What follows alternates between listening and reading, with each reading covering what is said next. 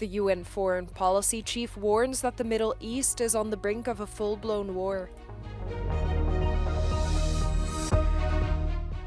The flooding of the Danube River did not impact the operation of Hungary's only nuclear power plant. Russia launched new strikes on the Ukrainian city of Zaporizhia, killing 1 and wounding 6, authorities said on Tuesday. Ukraine hit 3 Russian munition depots within 4 days over the past week.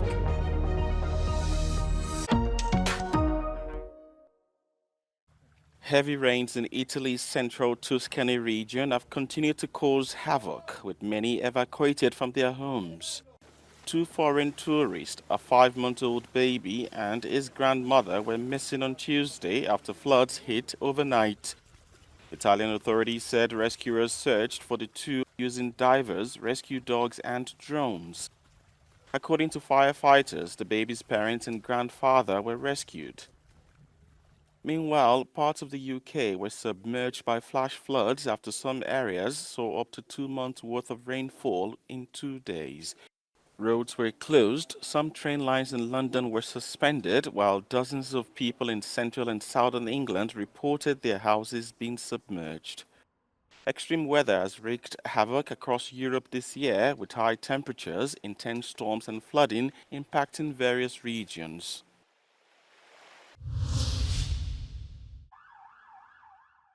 European Union foreign policy chief Josep Borrell warned that the escalation between Israel and Hezbollah in Lebanon might turn into a full-fledged war. He urged that the path towards peace starts with a ceasefire in Gaza. But the worst scenario, I have to say it, is materializing. The worst expectations are becoming reality. And we need peace in the Middle East, because the ongoing escalation is a danger for the whole region. Josep Borrell also spoke on the war in Ukraine. He expressed his concern that Russia will attempt to destroy Ukraine's energy infrastructure ahead of the winter. In order to support Ukraine, we have made at the Commission a proposal to raise up to 35 billion euros a loan to support Ukraine, both militarily and economically.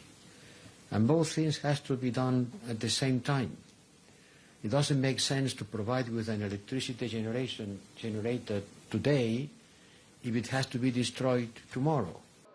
Borrell applauded Ukraine for their successful efforts in striking and destroying ammunition stockpiles deep into Russia. He said that the G7 will discuss Ukraine's potential use of long-range weapons in the upcoming week.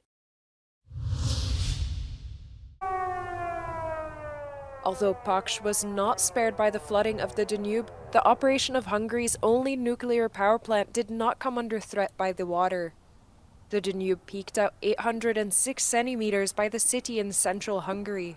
However, the plant's communication director did not deem this out of the ordinary.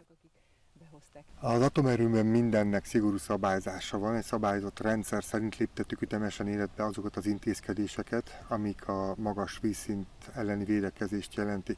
Igazából maga a gát olyan magas, hogy a valaha volt legmagasabb vízszinthez képest is 3 méterrel följebb vagyunk, ez talán látszik ebben a helyzetben is, tehát különösebb intézkedésekre nem volt szükség. The necessary precautions were taken despite that the situation is not considered to be dangerous. The integrity of the dam was constantly monitored by the power plant's own fire brigade as well as water experts. As a result of the increase in driftwood, the grid of the channel leading to the nuclear power plant needs to be cleaned more often. A fukushimai atomerőmű baleset után az Európai Unió egy olyan stresszteszt néven ismertté vált célzott biztonsági felülvizsgálatot hajtott végre, ami arra volt kíváncsi, hogy az atomerőművek tekintetében az Európában lévő atomerőművek milyen mértékben tudnak ellenállni extrém, hirtelen környezeti hatásoknak.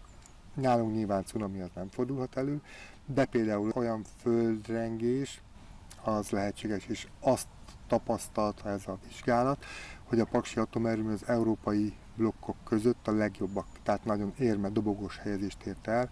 The high water levels, which are now slowly receding, did not impact the plant's energy production. The Paks nuclear power plant continues to operate without disruption. German Chancellor Olaf Scholz's Social Democrat Party narrowly beat the far right in the Brandenburg elections yesterday. With all eyes on the East German state elections that took place this month, it seems that the established parties have a long road ahead before the federal elections next year. Political expert Dr. Jan Philipp Tomaszek says the situation is tough. Also erstmal kann man sagen, dass jetzt durchatmen kann, denn Brandenburg hat gewonnen und die SPD ist stärkste Kraft geworden. Anders als in Thüringen und Sachsen, da sah es ja sehr schlecht aus. Das heißt, dieser Trend hat sich jetzt nicht fortgesetzt, sondern die SPD hat gezeigt, dass sie auch noch Wahlen gewinnen kann. And what happens now? Also als nächstes kommen natürlich die Koalitionsgespräche. Brandenburg braucht eine Regierung und eigentlich gibt es nur eine Variante, nämlich dass SPD und BSW zusammenarbeiten. Das ist die Frage, ob sie das schaffen. Wenn sie das nicht schaffen, dann gibt es Neuwahlen und dann gibt es natürlich wieder einen Wahlkampf und ein ganz neues Ergebnis. Ich glaube aber, dass die AfD davon eigentlich nur profitieren würde. Von daher ist das auch nicht im Interesse der anderen Parteien. Although AfD has made major gains in all three eastern state elections, they will be unable to govern as all parties have vowed not to cooperate with them. We asked Potsdam residents what they made of the vote. Ich finde es gut, dass die AfD nicht stärkste Kraft geworden ist, auch wenn sie viel zu viele Stimmen bekommen hat aus meiner Sicht. Ich hoffe, dass es die Möglichkeit gibt, die AfD inhaltlich zu stellen und zu zeigen, dass sie eigentlich keine Angebote hat, die wirklich das Land Brandenburg voranbringen. Also ja, ich habe gestern gewählt und ich fand die Wahlergebnisse deutlich besser als in manchen anderen Bundesländern.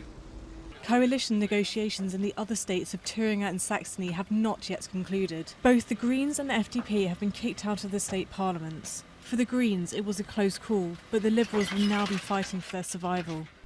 Now that the three East German state elections of Thuringia, Saxony and Brandenburg are over, political pressure is mounting on the Liberals.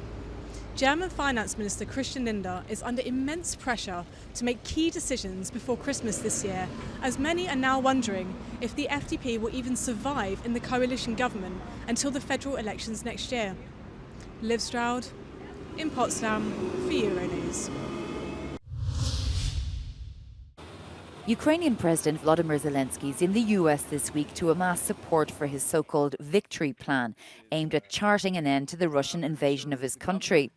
The plan requires major commitment from the US and Western allies, in particular permission to use long-range missiles into Russian territory with the aim of degrading Russian military infrastructure.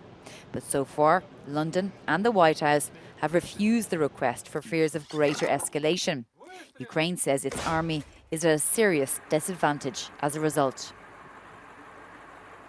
I think some of the limits imposed are probably just gonna stay. And I think Zelensky is probably well aware of what these limits are and how difficult and how slow it is to move Biden. But from a negotiating standpoint, maybe if you exert a lot of pressure, you get not everything that you ask for, but you get a bit. The plan is also likely to include Western security guarantees akin to the Mutual Defence Pact of NATO membership and, crucially, deepening offensive into Kursk to provide territorial bargaining chips for potential negotiations with Russia. I think we're very, very far from any kind of negotiations for the simple reason that Russia is as aggressive, if not more, now than it was at the beginning of the war. So Russia is not moderating. It's pushing ahead in the Donbass. Putin announced increased levels of mobilization of Russian troops just a couple of days ago. Russia is investing massively in its defense industrial capacity. So Ukraine faces a highly aggressive Russia.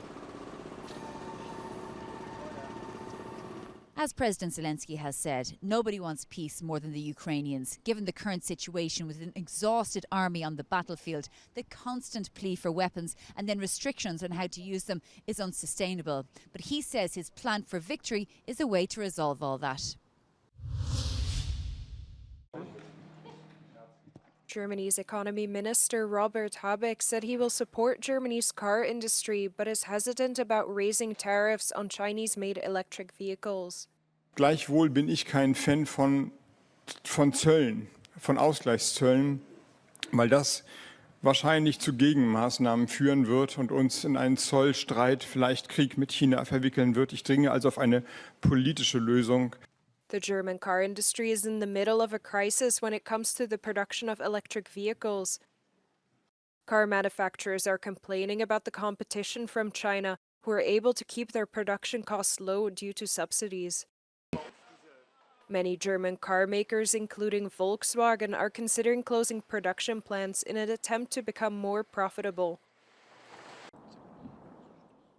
Habeck emphasized the need for a long-term solution and warned that quick fixes could possibly collapse the industry again.